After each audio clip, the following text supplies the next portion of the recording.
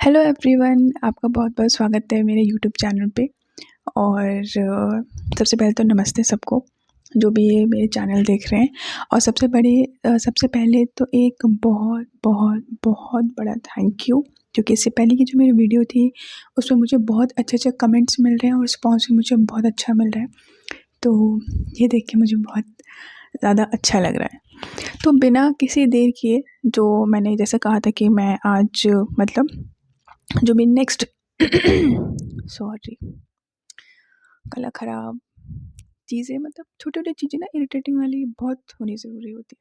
खैर, तो जो नेक्स्ट मेरा वीडियो होगा वो रहेगा हीलिंग के लिए। जैसे कि मैं आज लेके आई हूँ कि आफ्टर ब्रेकअप आपको हील कैसे होना है, आपको कैसे उससे ओवरकम होना है। तो कुछ फ्यू टिप्स हैं, आई बिलीव कि आपके लिए वो हेल्पफुल रहे, आपको वो मदद करें। तो सबसे पहले नंबर 1 जो मैं टिप आपको देना चाहूँगी वो ये कि अगर आपको उससे डिटैच होना है, उससे ओवरकम करना है, तो सबसे पहले उसने आपके एक्स ने, जब मैं एक्स तो यूज़ ही नहीं कर रही, ओके, तो आपके एक्स ने जो भी आपको गिफ्ट्स वगैरह दिया, कुछ भी, मतलब कुछ भी दिया हो, ठीक है, चाहे वो महंगी चीज़ है, सस्ती चीज़ है, चाहे वो बहुत पुरानी हो गई है, आप उनका गिव अवे करो, किसी को भी दे दो, किसी को भी।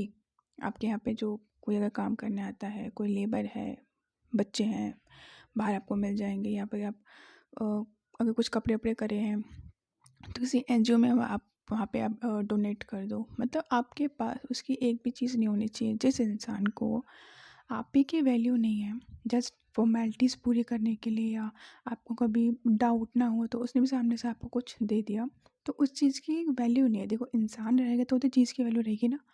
अब इंसान नहीं तो मैं उसकी चीज़ का क्या करूँ। सबसे इम्पोर्टेंट तो इंसान, उसका टाइम होता है, ये दो चीज़ नहीं है।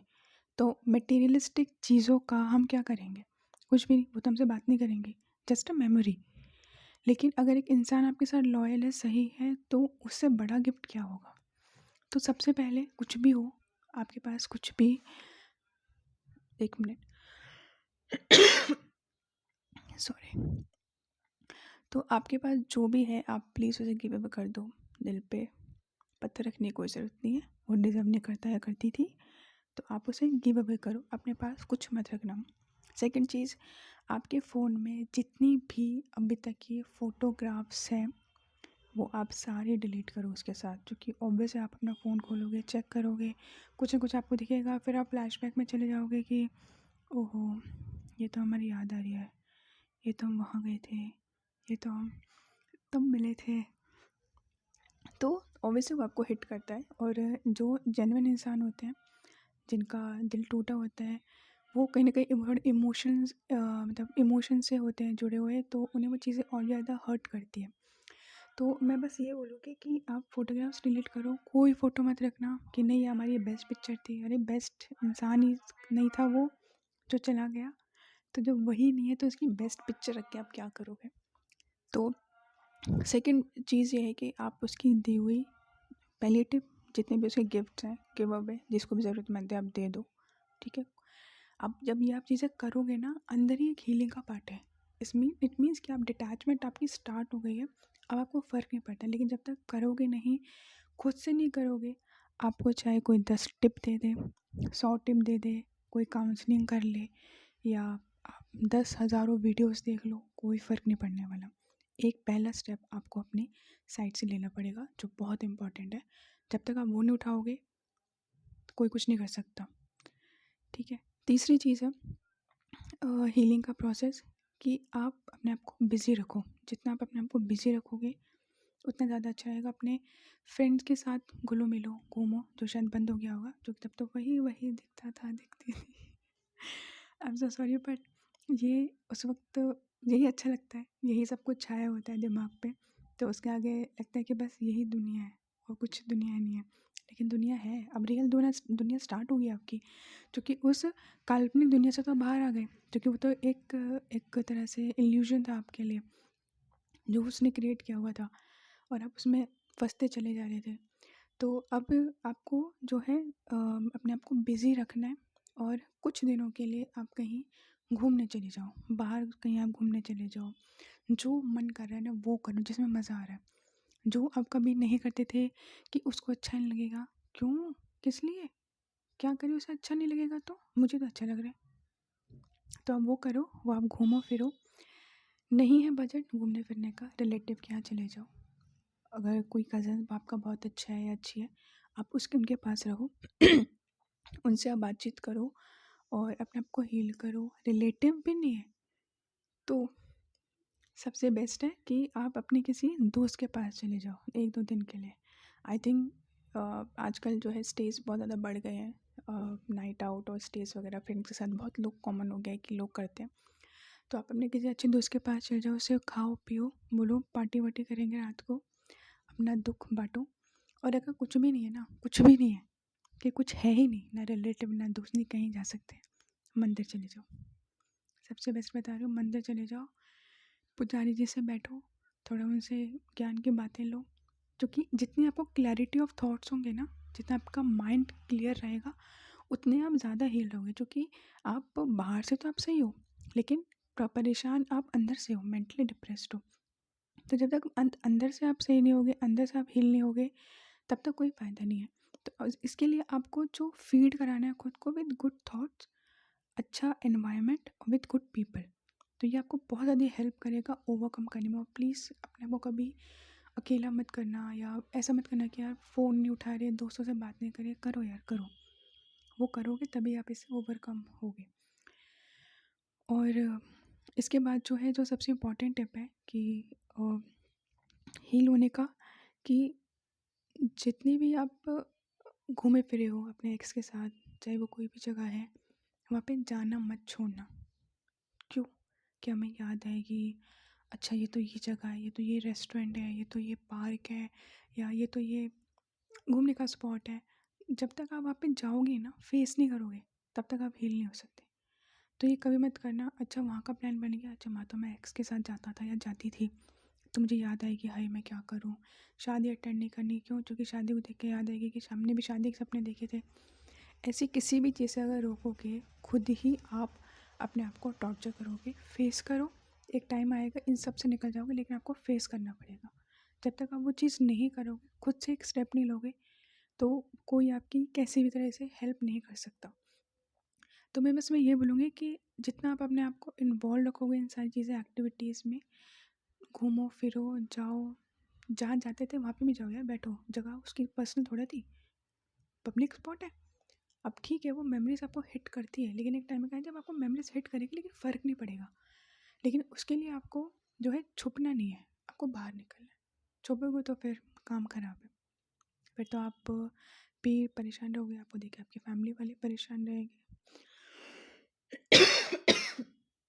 सॉरी, फैमिली वाले परेशान रहेंगे, उनके भी दिमाग में रहेगा कि क्या है क्या नहीं है, क्या चल रहा है। तो ऐसा कुछ मत करो। और कहते हैं कि जो होता है अच्छे के लिए होता है, कुछ सिखाने के लिए भी आता है, कुछ हमारे कुछ कार्मिक भी होते हैं, जैसे कहते हैं ना पिछले कर्म के, हमने भी दिल तोड़ा होगा पिछले जन्म में।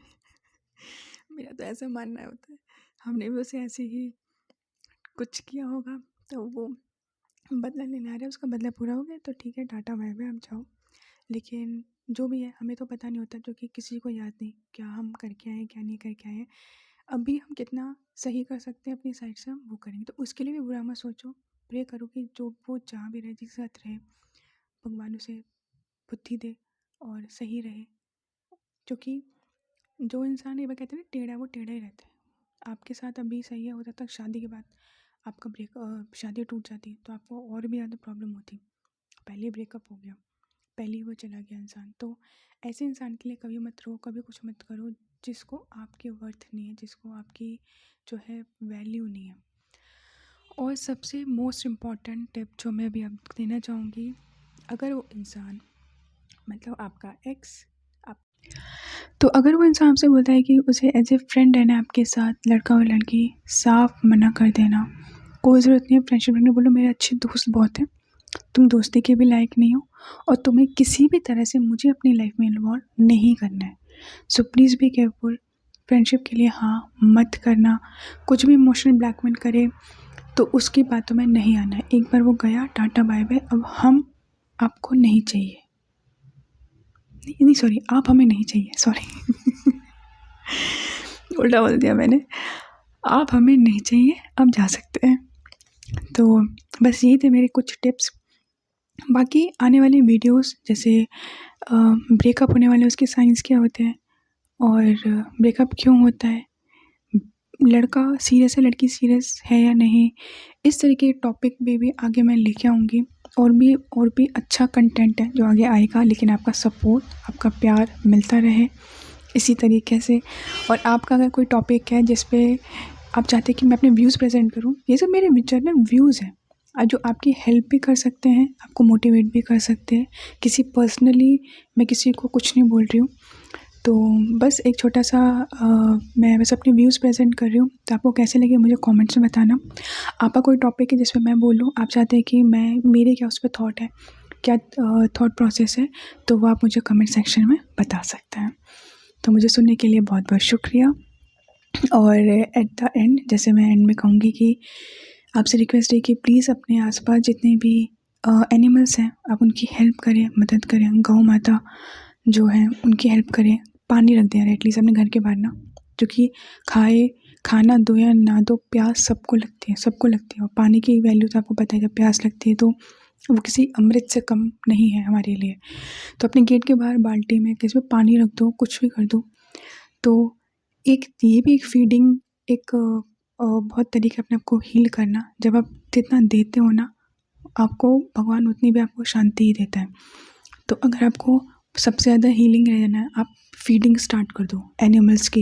ये आपको इतनी जल्दी हील कर देगा ना, और आपको सही गलत में डिफ्रेंशिएट करने में भी हेल्प करेगा और डिसीजन मेकिंग में भी हेल्प करेगा।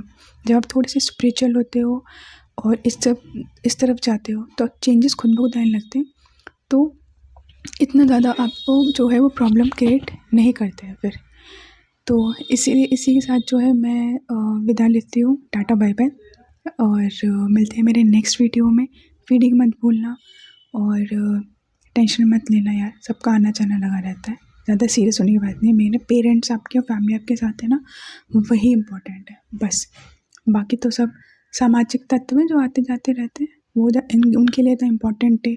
मत लो या रो मत, सिर्फ पेरेंट्स के रोना है तो। और बस खुश रहो। तो मिलते हैं मेरे नेक्स्ट वीडियो में। नमस्ते और बाय बाय।